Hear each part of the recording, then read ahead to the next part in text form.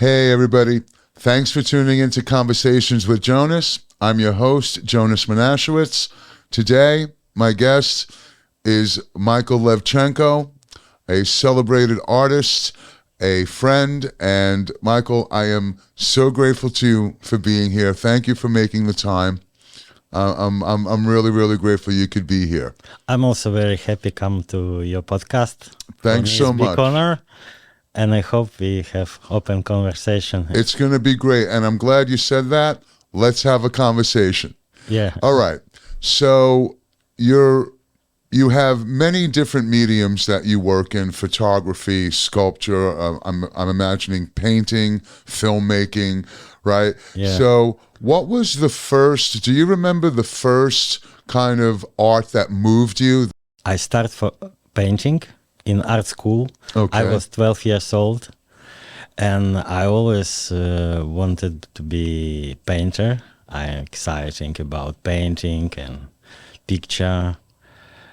And when I came to National Art School in Ukraine, in Kiev, they had just place for sculpture. And they told me, okay, you can come next year for painting, but this year we have only one place in sculpture department. Okay, so there was one spot open. One spot, yeah. Okay. And I told myself, I cannot wait. In this age, 1 year is like endless time, like ages. Really? Okay. I was 15. So I decided to try sculpture. It was difficult because it's absolutely different medium. So before I started evening art school painting professionally, yeah. Okay. 3 times a week after normal school, I visit this art school, and I pass exams to National Art School. It's like before university or art academy. So I started to do sculpture, and I start to enjoy it. And also, what is great, that was only boys there. Okay. So, we had crazy team, gangsters, Right. sculptors. Okay. Also, we had our studio, private studio. You imagine in this age, 15, when you try everything. Right. First beer, first cigarette. Sure, you're discovering a little bit of what life is about. Discover Sure. life, yeah. And I was so happy, my new friends. And this is my start of art world. Also, my family, my mother was, actually my parents passed away, but my mother was a graphic designer. Okay, wow. By hand, those time no computer, she did everything, logo, posters. Wow. By hand, everything. Books, illustration and typography. She was typography master. Okay. And my father was architect and weekend painter. So he paint on free Wow, time. so you have a lineage. Yeah. Okay, wow. So I don't have too much choice also because I was impactful of my family, my parents. I disappointed my grandfather. Why so? He was engineer, and he dreaming I become engineer in aviation or shipbuilding or something, because he was in small position engineer and he was dreaming I become big engineer. Okay.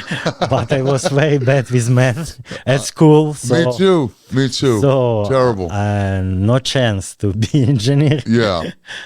And but this is the way how I started. So, do you have a preferred medium? Is sculpture, or I know some of the sculptures I've seen with your remarkable work. It's metal, yes. Metal and stone, marble. Metal and stone. Granite. Sometimes wood. I work wood, but not so often. So I prefer stone. Most of my public art is stone. But also I very like metal because you have totally freedom to express. Because stone you have limitation of block, but in metal you can do everything. Right. Yeah. Well, the Morning Star Park your piece in Morningstar Park is incredible, and people will be able to see your work on your site, and we're going to show them some of it as well. So, when did you first begin working in stone? It was like first year art academy. At the Art Academy? Yeah, small pieces. I start with small pieces, and after bigger, Uh-huh. and after huge. Right. So it was experiment. Also, I like stone because it's you did something and it's done. It's finished. You don't have pass some stages like bronze or other materials. I see. Okay. That's why I very like stone, because it's done and it's in hard material, almost permanent.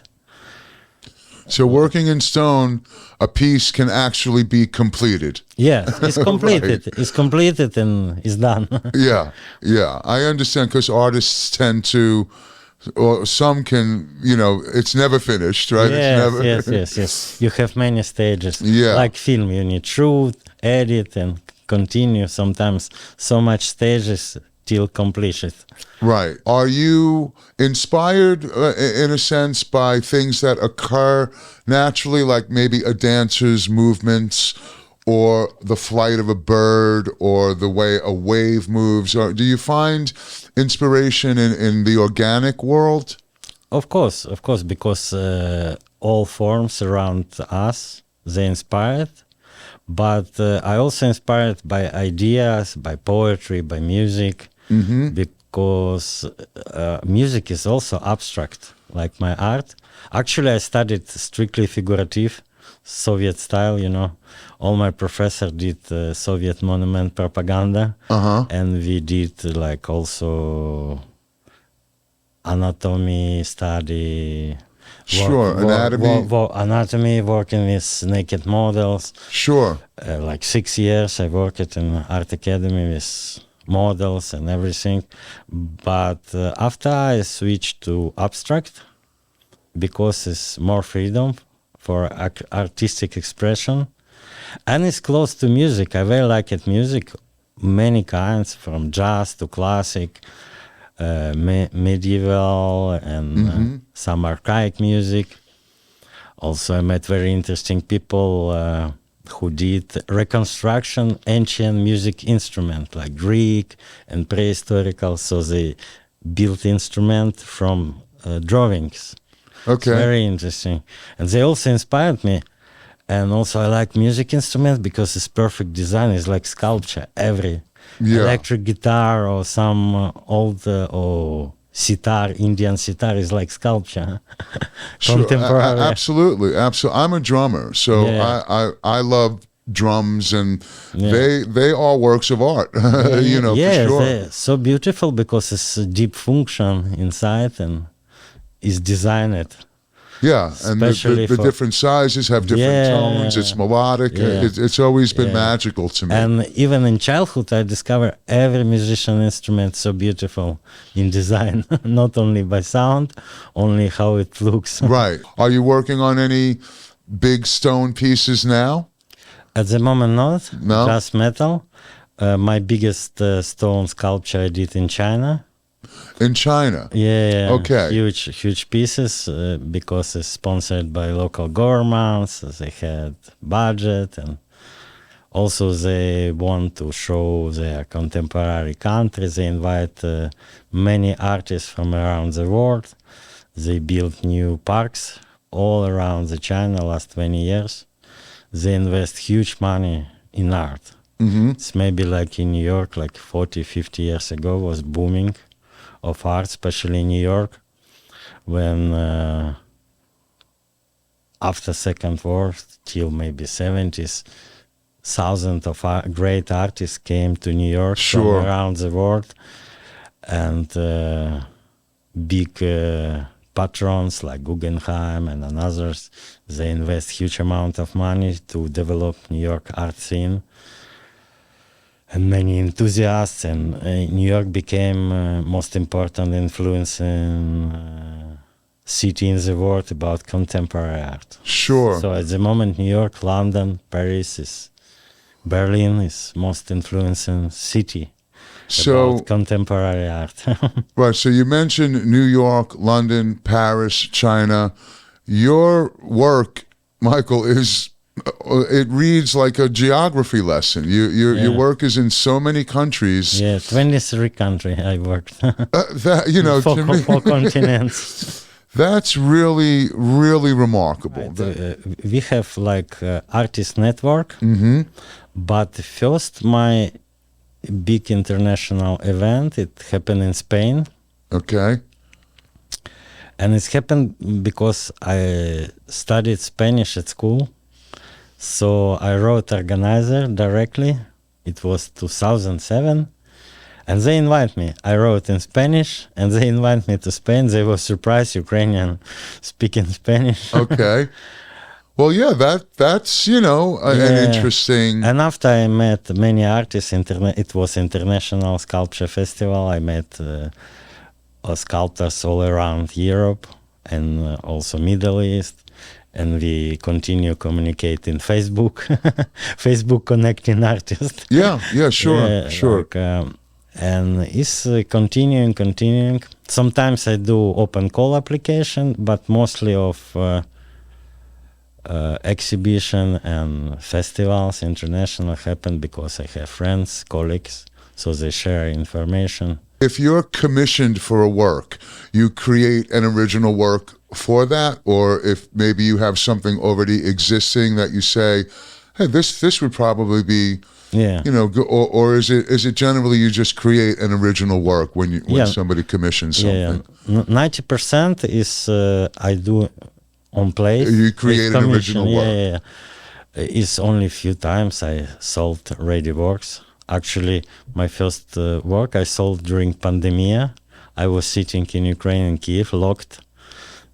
I couldn't go abroad because vaccination, all embassy. I see. And I sold to United States, to Santa Fe, New Mexico, big my piece. And this piece was in Belgium in art gallery. Oh, right. Yeah, and this client was found by British gallerist. Okay. From UK, and we chatting all the time. And we sold this work, and was problem because everything was closed to find delivery from Europe, from Belgium, from Antwerp, right, to United States.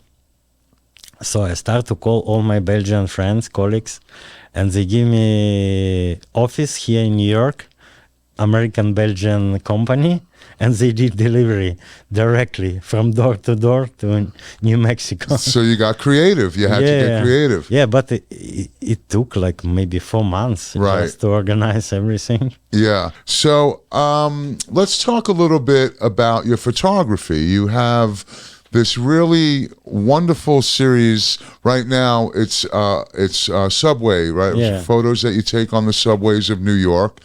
It's largely a black and white series. Yeah. And I'm always curious about that. Do you find more truth in black and white as opposed to color? Because I'm sculptor, it's about shadow, form, and just pure form, pure light. And it's more documentary looks. In our mind, black and white, maybe like stereotype is more documentary. Because it's like my notebook of my daily trip in subway. Okay. And so it's a visual notebook, a visual diary of your travels in the subway. Yeah. And also it's like self-entertainment, long trip every day, 1 hour, sometimes 2 hours you spend in subway. Right, so you're creating, in your daily commute, which is great. I decided I should enjoy this time, and so many interesting people around me. And how about your filmmaking? Let's talk a little bit about that. I know you had mentioned you were a film editor, or I work like art director, set designer. A director and a set designer, okay. Yeah, first I started to draw storyboards for my friends. When I was students, they also were students. Now they're famous Ukrainian directors. So we just enjoy time together. I drew some storyboards for them. After I start build for them set design, sketches. Is that what they call the storyboard? You're sort of drawing the film out. Every frame. Every frame. Yeah, every frame. If Yeah. if it's fiction or commercial TV or music clip, better to draw, and after shoot exactly what is like composition. Frame size is close up or wide angle. But last years I switch and start to edit also for YouTubers, different small projects. And I'm very exciting about color grading. Is like painting with video. Mm-hmm. So I graduate short course of DaVinci Resolve. This is amazing program. You can do with color in video everything almost. It's unlimited So possibility. you kind of embrace the AI to a degree? Also sometimes I use especially for caption, for some generation. Okay, yeah. Yeah. And it's amazing how it's developed now, and also I try everything. What about artistic? Anything artistic, right. Artistic visual art. I try graphics, printmaking. But printmaking I didn't enjoy too much because you need everything perfect, clean. It's like hospital must be studio. And sculpture studio is opposite, Sure. Yeah. I'm sure you have the classic influences like Da Vinci, right, and Rembrandt, and I'm a big fan, and I'm sure the Veiled Virgin by Giovanni Straza. It's the Virgin Mary it's a sculpture, but it has the veil, and I to this day I look at it and I wonder how did he go from a slab of marble to that? Like, just the gift and the vision and the work. I tell you true, you never know what will be in there. Okay, no, I'm because grateful. It's I'm a process. Some artists tell, as they saw before. Yes, it's also you can do, just make sketch, make model, just follow. But even great artists, I'm sure they didn't know exact result final, because maybe if you know, you never do because it's boring. Okay. But when you're doing, you discover in process something new. Of course, you have plan, but you have some part like improvisation, like sure, like music, jazz, like jazz or music. Even a piece of Bach, you can make many interpretation. Same music, same sheets of music you have before front of you, but you make interpretation different, right? And use different instruments.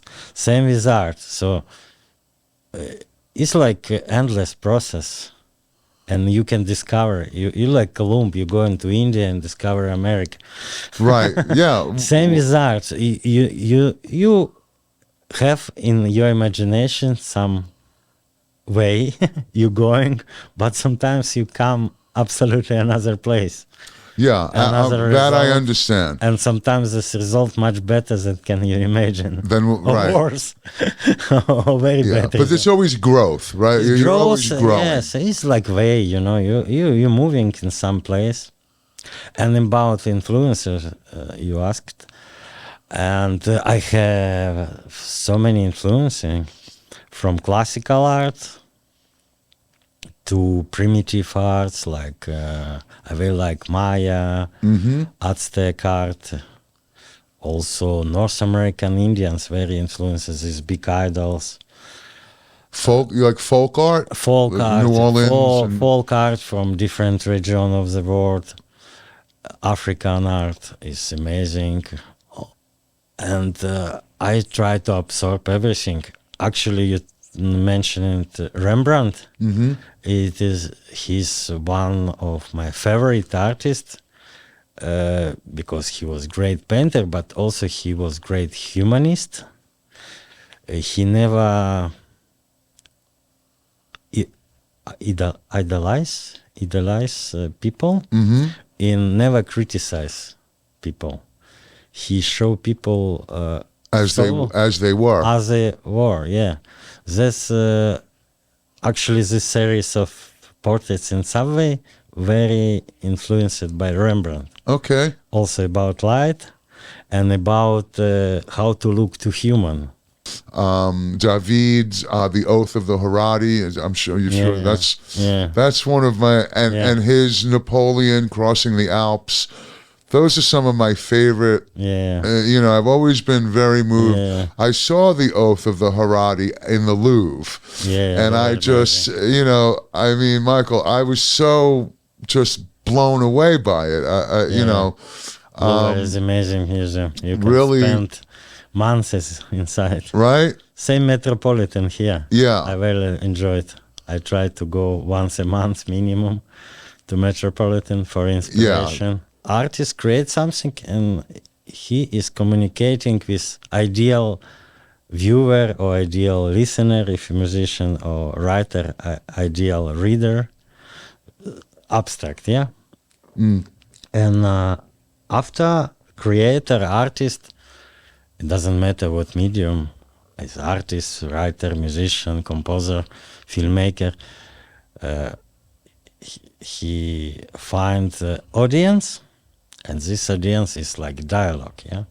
For me, art is kind of language. So now we speak English, but we can speak music language, poetry language, art language, painting language, sculpture language. And art language is more universal because most of people can understand. True. Without words. Without words. So can art change the world? Told famous poet Joseph Brodsky, he was Nobel laureate. Actually, he passed away here in the United States. He escaped from Soviet Union, from Russia. And he told, I don't believe art can save the world. Save the world, but if art save one person, it's very good. Yeah. Has it changed? How has it changed your life? Art overall. Yeah, it's give me sense of life and give me opportunity to meet so interesting people around the world, travel and communicate with world. And also, sometimes people forgive artists something they cannot forgive another people. They say, he's artist. Yeah. It's okay. Yes. Yeah, we get a lot of leeway. Sometimes it's my shield. Yeah, I understand. He's an artist, right? Right. Yes, art is everywhere. People don't conscious this. That art everywhere. Look, every subject is made by designers. They're also artists, some kind of artists, yeah? Sure. They mix like aesthetic and function. Every subject, bottle, microphone, right, camera and chair is designed by artists. Architects, they build buildings, they try to make beautiful. Engineers. Engineers, Yeah. so they always mix aesthetic, art and function, yeah?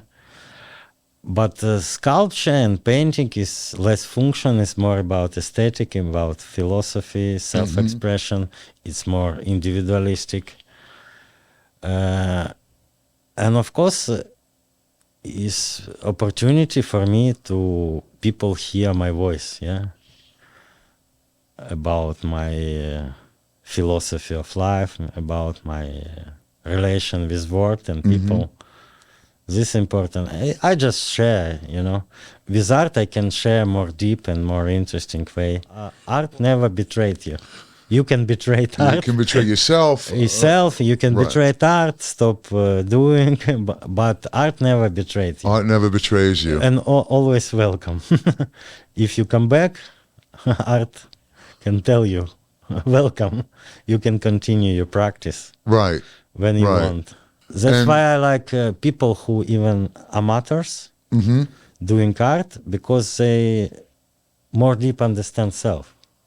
And they enjoy also their life more interesting. Right. I think.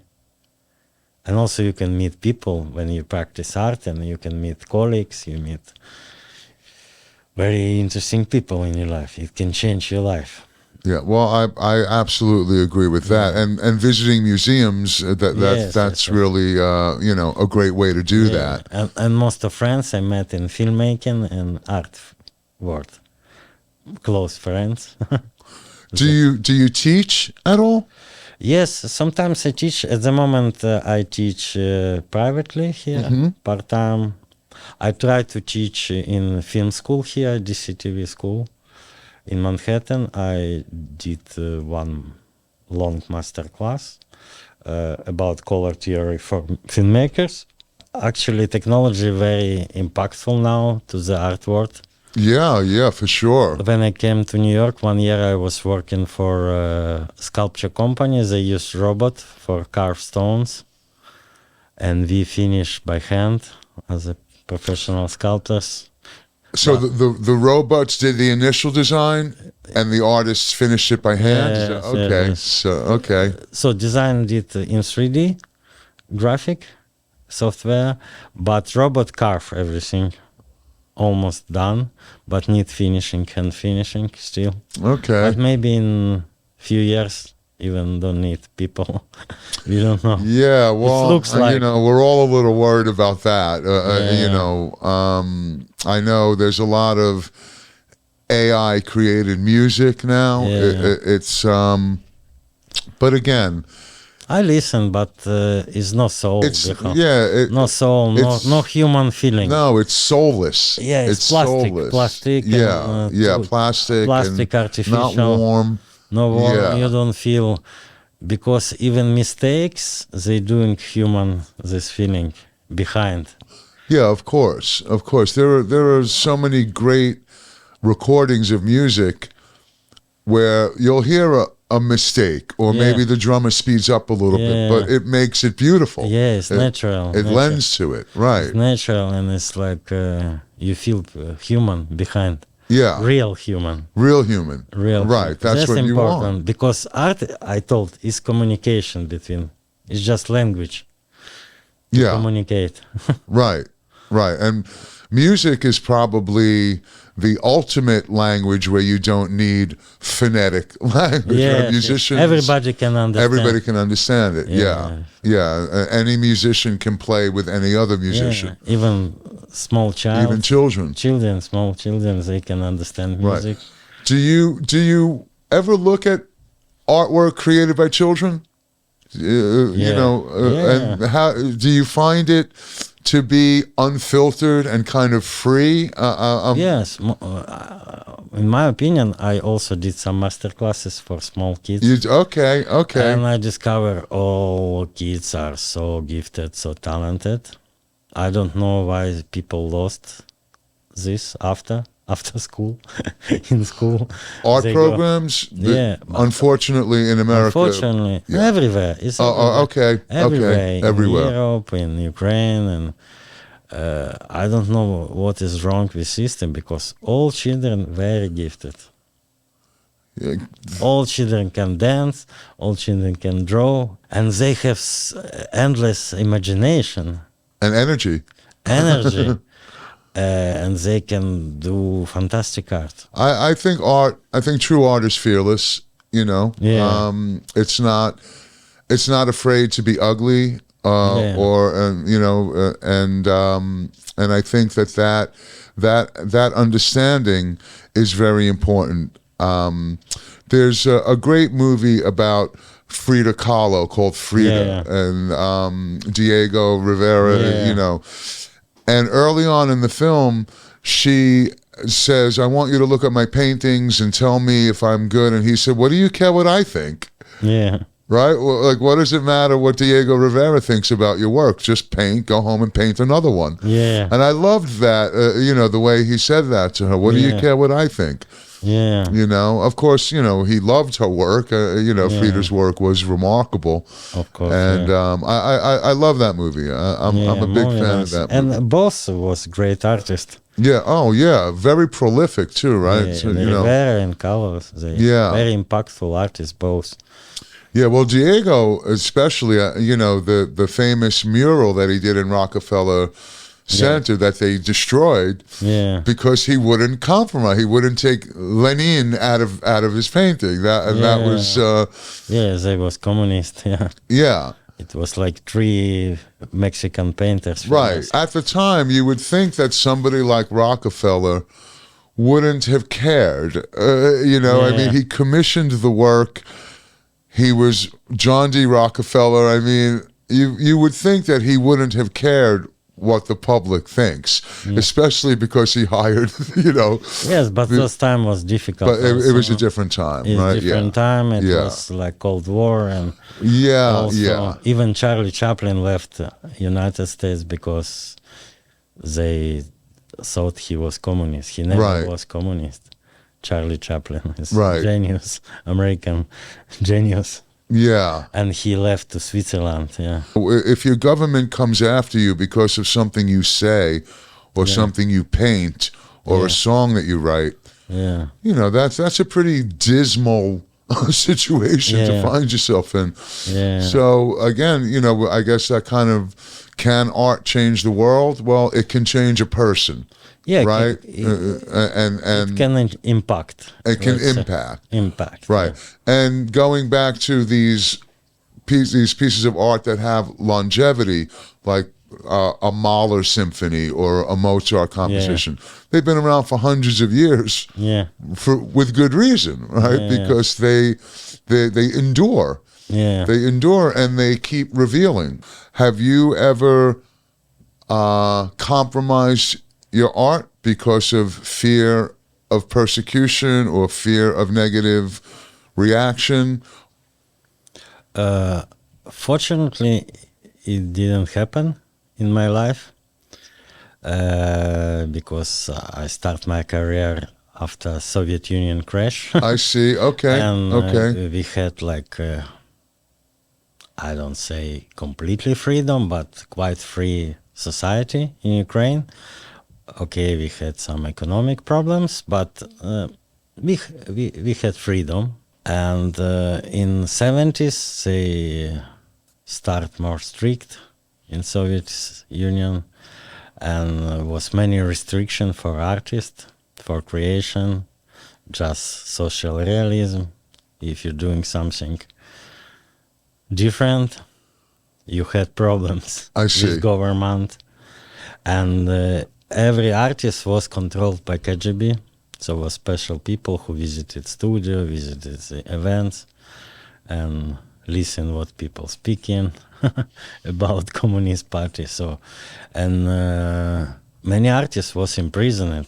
My father was very accurate and Okay. tried to avoid these problems. So he compromised, and he did his first exhibition after Perestroika, Gorbachev time, Sure. I because remember. he couldn't show his works during Soviet time.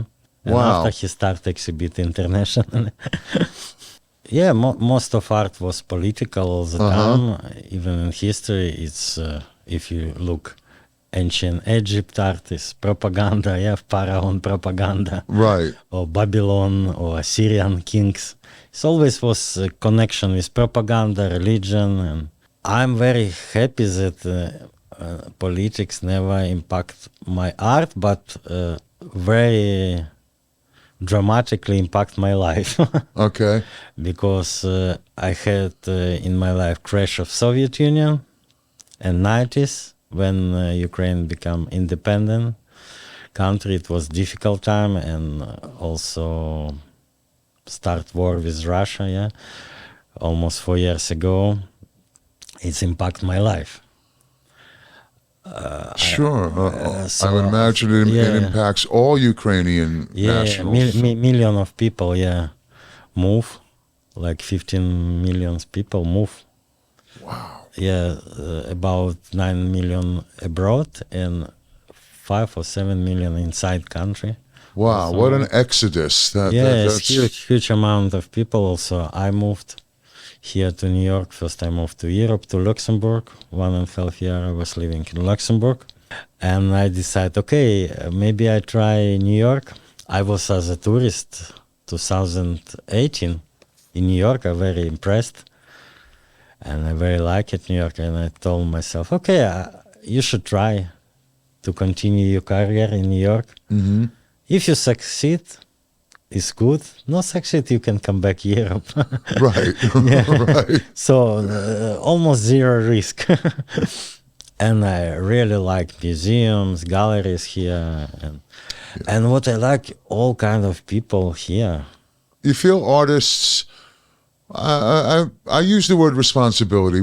I think we have a responsibility to create art, right? We're not, no other expectation except to keep creating art, right? Keep working, keep moving forward, keep trying to inspire and educate. And I think that's the highest calling, that an artist can really have. I don't think an artist is one thing where you're a musician, a photographer, a painter, a sculptor. So I'm not sure if an artist is just one thing. We're artists, right? Yeah, of course we have responsibility, but compare another profession, for example, surgeon or fireman, Right. how much responsibility they have. Yes. Or even people who build bridges. I always joke about this, about responsibility. For example, if I do bad, ugly sculpture, nobody die. And I'm happy of this. Even if I do ugly sculpture in the world, nobody die. That's why I like art. So it cannot kill somebody, at least. Okay, no, I understand that. Yeah. I understand that. But you're right. Our responsibility,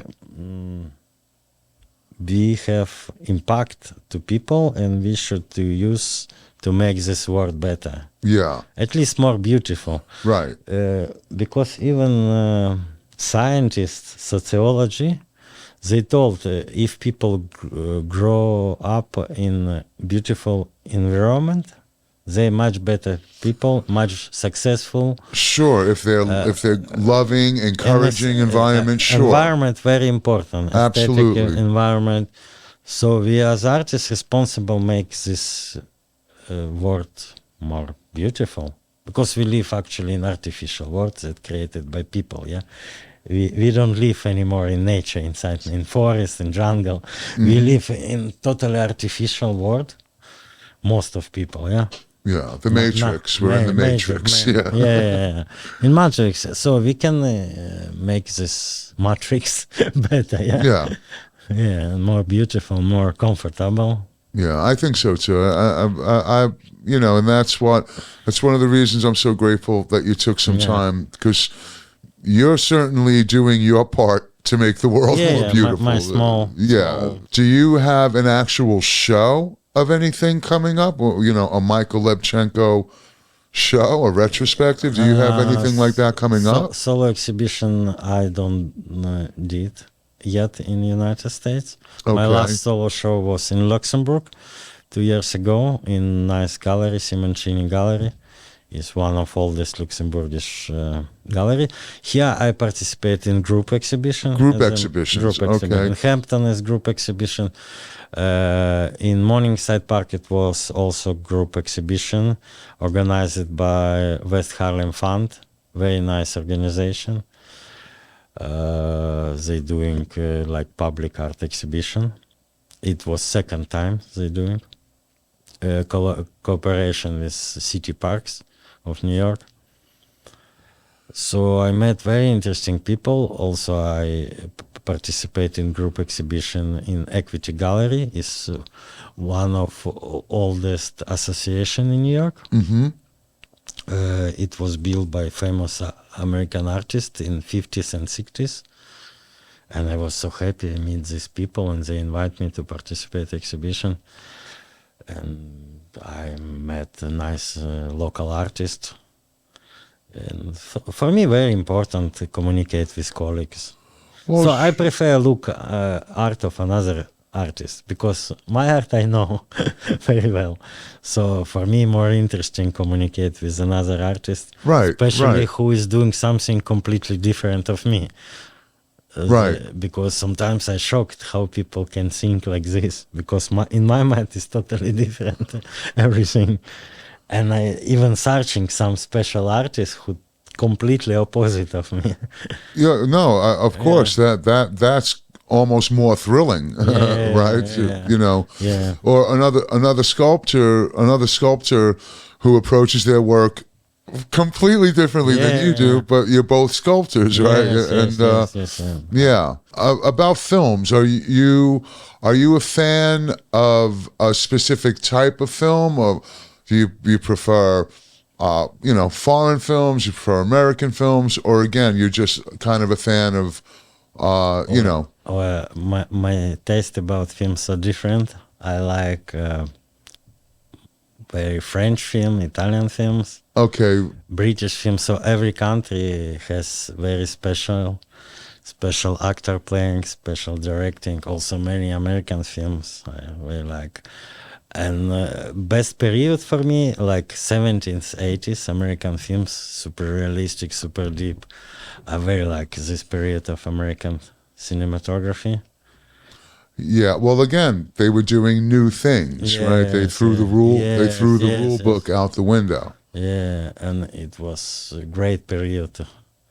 At the moment, for me, too much special effects. Oh, absolutely, and too many superhero movies. No, I like special effects, but if you use maybe a little bit less, just in special moment. I grew up in the tail end of the 70s. Yeah. So when I was a kid, movies like Taxi Driver, Godfather. I was a kid. Jaws.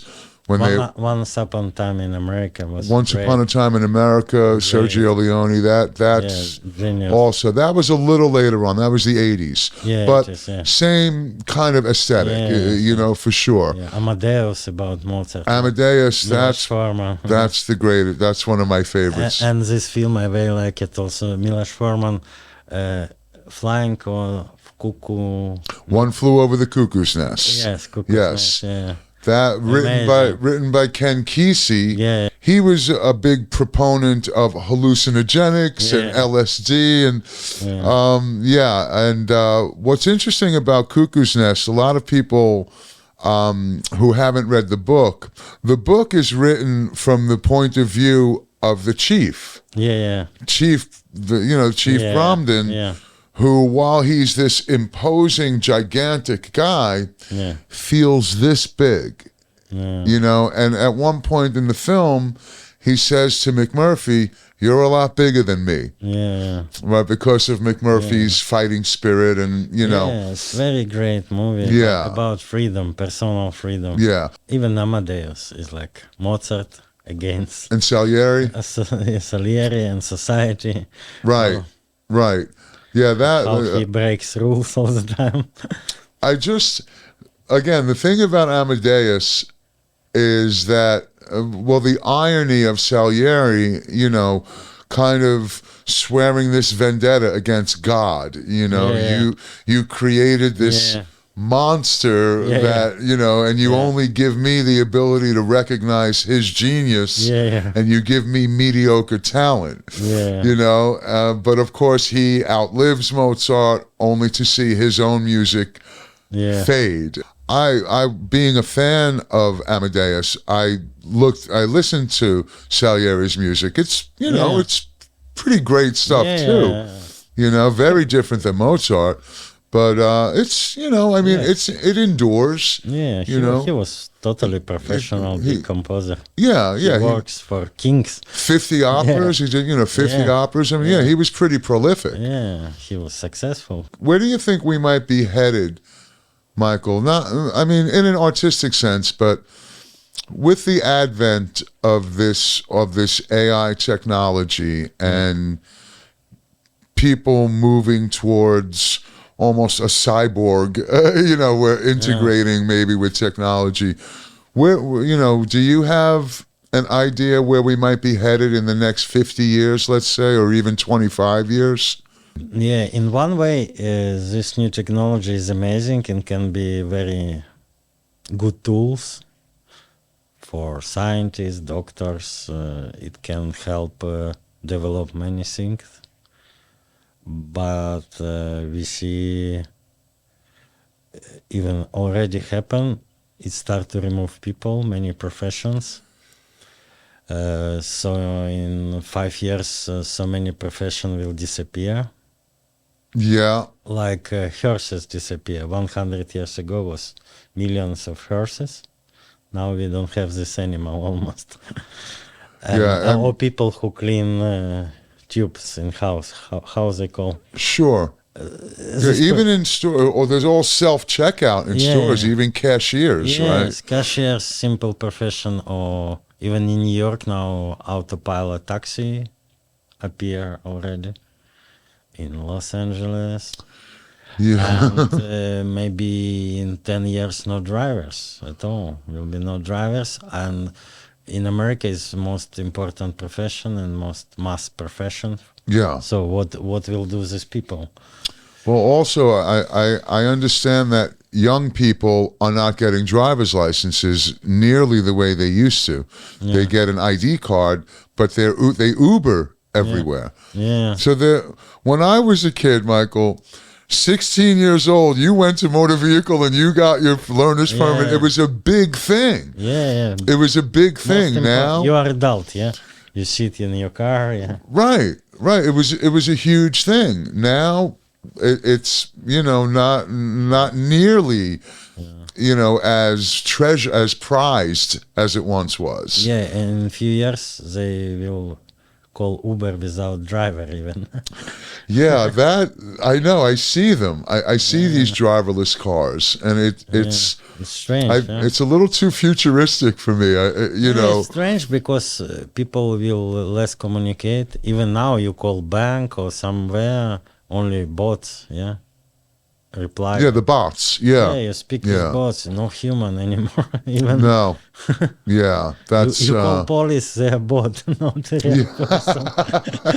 And everywhere. And my opinion, people will feel more alone with this artificial intelligence, and will create more virtual reality. People will spend time more in virtual reality. Yeah. It's also so quickly appear. Like many companies develop this in quite good way, but real reality is much more interesting, in my opinion. Yeah. Yeah. Well, absolutely. I mean, virtual reality. It's not reality. I mean, it's not virtual at all. It's real. It's permeated everything. Yeah, but also that will help to terrorists, to war. For example, now in Ukraine you see is drone war. No aviation, no tanks, is small drones flying. Drones. Yes. Millions of drones kill people, both sides. Right. And this technology is coming also for killing people. The new face of warfare. And also word come more unhumanistic, because when you speak with human, is human factor, yeah? So human decision. But this AI robots, they will do decision just according instruction.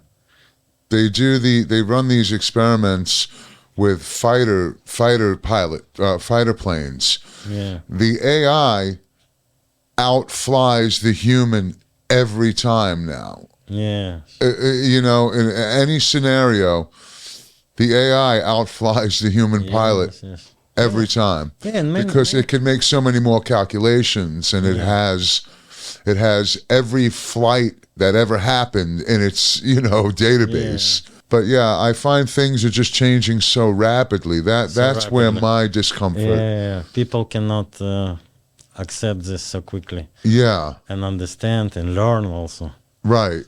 To use this proper way. Right, because the technology changes so rapidly, right? I remember when there literally was no internet. Yeah. And there were no cell phones. I also phones. remember. Was Yeah. nice time. The Not bad. Was not bad. People communicate in real life. yeah. Yeah, Go cafe, speak in the streets. there were payphones on the street. Or phones, yeah. So we have seen from 1900 to 1970, right? That 70-year period. And then from 1970 to 2030 will be right. Will be the the changes are just so unimaginably different and faster, and it's really And maybe next year more fast. yeah, Next 10 years. it's dizzying, I think you just have to kind of find what works for you. In your case, and in my case, it's art. It's being an artist. That's what keeps us, relatively on the ground, as it were, and connected to something bigger. I guess try not to become too overwhelmed with it all. Also, in my opinion, we become very dependent of technology. For example, phone. Now, without phone, you even cannot go to the bank. Yeah, So we very depend. Very too much of this technology. I sometimes think that my parents' generation, they lived through World War II. They were post-Depression, World War II. I sometimes think that they might have looked at the cell phone almost as a toy, like, I'm not going to put my banking information on this. I'll call somebody. Like, it just seems like we've kind of willingly taken a dive into the technology pool. Because it's comfortable. Artificial intelligence, we don't know what happened. Next step of dependence. So we gradually lose independence. Mm-hmm. Yes. And privacy. Certainly privacy. Everywhere cameras, everywhere. Yeah. Privacy is a thing of the past. In some ways security, in another way is no privacy. Yeah. So it's like two sides of coin. Two sides of the coin. Yeah. Right. So you're not very optimistic about a lot of it, right? I'm because I see this technology. Even phone change life and change health of people. Yes. Osteochondrosis of this part of neck. Yeah. Before people had after 70. Now children, because phone. It's true. It's true. New ills coming, and for new young people. Before only people after 70 had this problem with right. Now. Right. Now 5 years old children. Because they're looking all the day like this. All the time. All the time. Yeah. Like that's and why. Many things. It's just one example. Yeah. Well, it's a very real example. Example. Yeah. That's why I know they're in schools. They don't want to allow kids to have their phones during the day. Yeah. Or either leave them at home or they leave them in the office or whatever it is. Yeah. Because the teachers, the kids they're not looking at the teacher, right? And even the teachers are on the phones. Yeah. So it's I think we're at a pivotal time in society, right? Yeah. We're really in the early phases of all of this, right? Early stage, the early stages, and it's already reached a critical mass. Maybe there'll be this sort of resurgence of, I don't know, maybe they'll start putting payphones back on the streets, and or I don't know, maybe having a home phone will become trendy again, or I don't. Yeah, sometimes all technology back. But this technology all change our life very rapidly, as you told. Yeah, for sure, very rapidly. And change style of life, how we interact each other also. How we meet each other, how we fall in love, right? Yeah. For everything, But again, I think it's important to try and not become overwhelmed with it all. And it's difficult to It's not difficult. become overwhelmed. You cannot avoid phone. No, you can't. You can. Yeah, I know. I try and limit my use on my phone. You see, I still write by hand, you know. yeah. I don't have my phone here. Yeah. You know, I guess, Michael, is there anything any subject that you wanted to talk about regarding your work or art or the future or people, you know, anything you wanted to talk about? I mean, we've touched on so much. It's wonderful. I just want to add about technology that I'm not optimistic, but I'm very optimistic about people, because even in madness time, people found always solution and balance. Because even dark times in history, people come back to normal balance. Well, so I still believe in people more do too. more than in technology. I It's do too. My philosophy, life philosophy. So I believe in people. You believe in people above technology. Yeah. Above I do too. And people do come together in times of crisis, for sure. We certainly saw that in 9/11. We saw that in Hurricane Sandy. When things are at their worst, people are at their best, right? Which is this kind of strange irony, if you want to call it that. But that's when we really show what we're made of, you know, when the chips are really down. Yeah. And even people communicate more, they're more human. So when we exchange in daily basis, even not only information, but emotion, something, we feel more alive and more happy. Right. Because also important be happy, not only comfortable life, but happy life. Sure. We need to live happy life. Yeah, and it's important to help people. Help you people, know. Yeah. And small things can make us happy. Very easy. Yeah. So, Michael, how can people find your work? Your website. Yeah, I have website. It's Michael Levchenko. Levchenko.com.ua. So grateful to you for taking the time and sharing your vision. Thank you. Thank you. And thank you all for spending time with us. Please take the time to subscribe to Conversations with Jonas and like and share, and to look into Michael Levchenko's work as well. So once again, thanks so much, everybody. Be well. All the best.